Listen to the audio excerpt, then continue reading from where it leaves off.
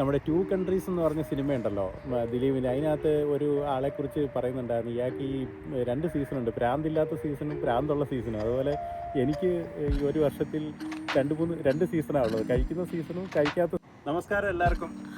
മുമ്പ് എന്നോടൊരു വീഡിയോ എടുക്കാൻ പറഞ്ഞിട്ടുണ്ടായിരുന്നു. ഞാനും എൻ്റെ നമ്മുടെ കൊളീഗും കൂടെ കൂടിയിട്ട് നിൽക്കേണ്ട ഓർമ്മയുണ്ടാവും, ചൈനയിൽ അവിഹിതം പിടിക്കപ്പെട്ടാൽ എന്നുള്ളൊരു സബ്ജക്റ്റായിരുന്നു. അതിനുശേഷം എന്നോട് വീഡിയോയിലൊന്നും പങ്കെടുക്കാൻ ഇതുവരെ ആവശ്യപ്പെട്ടിട്ടില്ല. ഇന്നലെ എന്നോട് പറഞ്ഞു, നിങ്ങൾക്ക് പറ്റിയൊരു സാധനം വന്നിട്ടുണ്ട്, ചൈനയിലെ മദ്യപാനത്തെക്കുറിച്ചാണ് പറയേണ്ടത്, അതിന് സർവ്വതാ യോഗ്യം നിങ്ങളായതുകൊണ്ട് വരണമെന്ന് പറഞ്ഞു. അതുകൊണ്ട് ഇതാ ഞാൻ വന്നിരിക്കുകയാണ്. അപ്പോൾ നിങ്ങളും വരൂ, നമുക്ക് ചൈനയിലെ സൂപ്പർ മാർക്കറ്റിലൊന്ന് പോയിട്ട് അവിടെ എന്തൊക്കെ സാധനങ്ങളാണ് ഉള്ളതെന്നൊക്കെ നമുക്ക് കണ്ടിട്ട് വരാവേ. പലതരം മദ്യങ്ങളാണ്, ഒന്ന് കാണിച്ചു തന്നേക്കാം. മദ്യത്തിൻ്റെ കലവറയാണ് ഇവിടെ. ഇതൊരു കൊറിയൻ ഐറ്റമാണ്, സോജു എന്ന് പറയും. അറിയാമെന്ന് തോന്നുന്നു, ഒരുപാട് ആൾക്കാർക്ക് വളരെ ഫേമസ് ആണ്.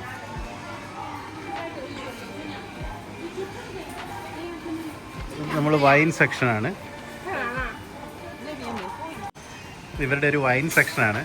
അടിപൊളി വൈനുകളുണ്ട് ഇവർക്ക്, ഒരുപാട് വൈനുകളും വളരെ വിലക്കുറവിലും കിട്ടും.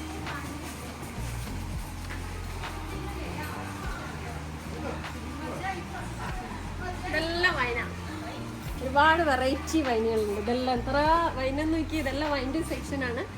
വില എത്രയാ? 198, ഏകദേശം 2000-2500 ആ റേഞ്ചിൽ. അത്രയൊന്നും ഇല്ലാത്ത കുറഞ്ഞ ഇതിലുള്ള ഇതുകൊണ്ട് 500 രൂപ 600 രൂപ അങ്ങനെയുള്ളതും കിട്ടാനുണ്ട്. പിന്നെ എപ്പോഴും ഈ മാളിൽ ഓഫർ വരുന്നതുകൊണ്ട് പല വൈനുകൾക്കും വളരെ വിലക്കുറവായിരിക്കും.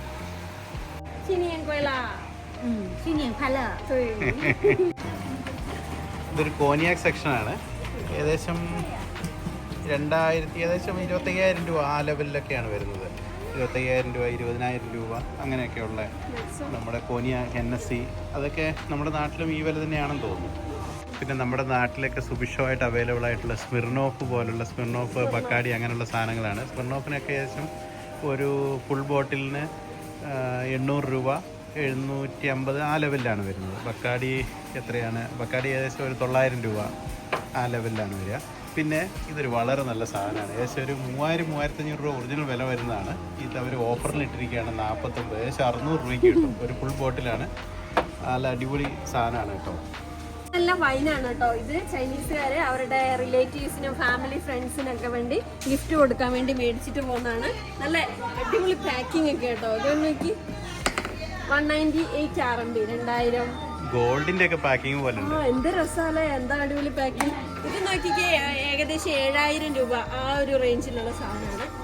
ഒരെണ്ണത്തിനായിരിക്കില്ല, അതിനകത്ത് 2-3 ഒക്കെ ഉണ്ടാവും. ഇതുപോലെ ഒരു ഓപ്പണർ ഉണ്ടാവും, പിന്നെ 2 ബോട്ടിൽ അങ്ങനെയൊക്കെ ഉണ്ടാവും. മിക്കവാറും 2 ബോട്ടിൽ തന്നെ ആയിരിക്കാം. ഈ തോരണങ്ങളൊക്കെ നിങ്ങൾ കാണുന്ന പോലെ തന്നെ ചൈനീസ് ന്യൂ ഇയറിൻ്റെ ആഘോഷങ്ങളൊക്കെ തുടങ്ങാറായി. അപ്പം അവർ സാധാരണയായിട്ട് ഈ ചൈനീസ് ന്യൂ ഇയറൊക്കെ ആഘോഷിക്കുന്ന കുടുംബങ്ങളിലുള്ള ആൾക്കാരെല്ലാം ഒന്നിച്ച് ചേരുക, ബന്ധുക്കാരൊക്കെ ഒരുമിച്ച് ചേരുക, അതിനുശേഷം ഡിന്നർ, ലഞ്ച് അങ്ങനെയുള്ള സംഭവങ്ങളൊക്കെ ഒരുമിച്ച് കഴിക്കുക, പുറത്ത് പോവുക, അങ്ങനെയുള്ള ആഘോഷങ്ങളാണ്. അതിൽ ഒഴിച്ചു കൂടാൻ പറ്റാത്തൊരു സംഭവമാണ് മദ്യപാനം, നിങ്ങൾക്ക് എല്ലാവർക്കും അറിയുന്ന പോലെ.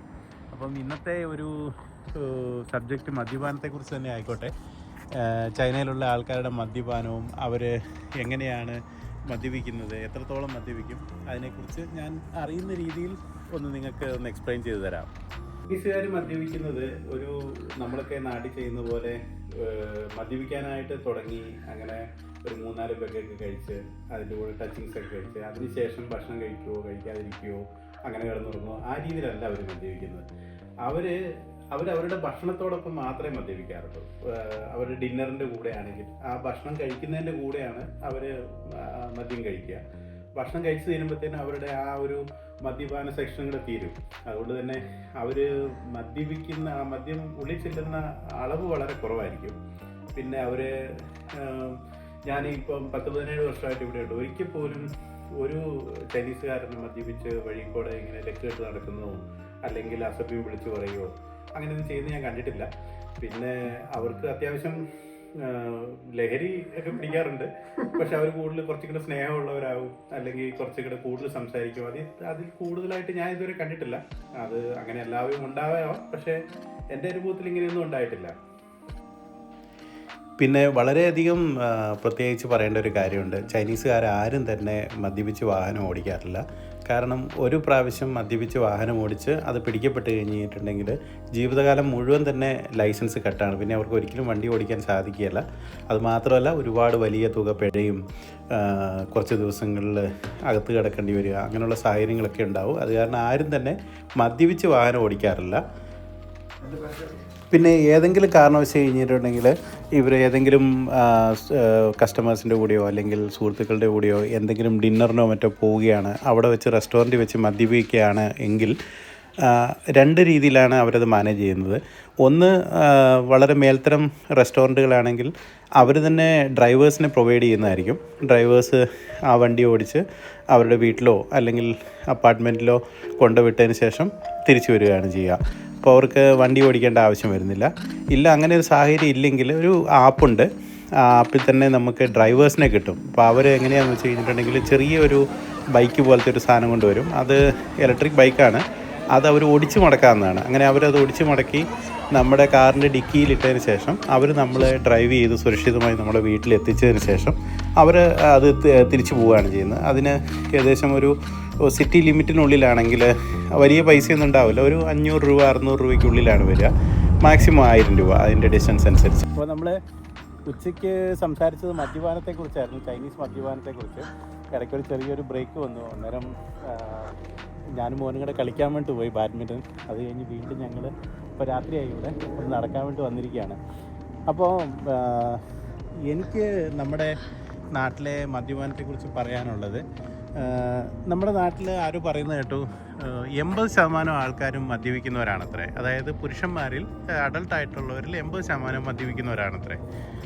അപ്പം ഞാൻ ഈ വീഡിയോ ശരിക്കും മദ്യപാനത്തെ നിരുത്സാഹപ്പെടുത്താനോ പ്രോത്സാഹിപ്പിക്കാനോ ഒന്നുമല്ല, പക്ഷേ ചില കാര്യങ്ങൾ പറയാൻ വേണ്ടിയിട്ടാണ്. ഞാനും നന്നായിട്ട് മദ്യപിക്കുന്ന ആളാണ്, പക്ഷേ എപ്പോഴുമില്ല.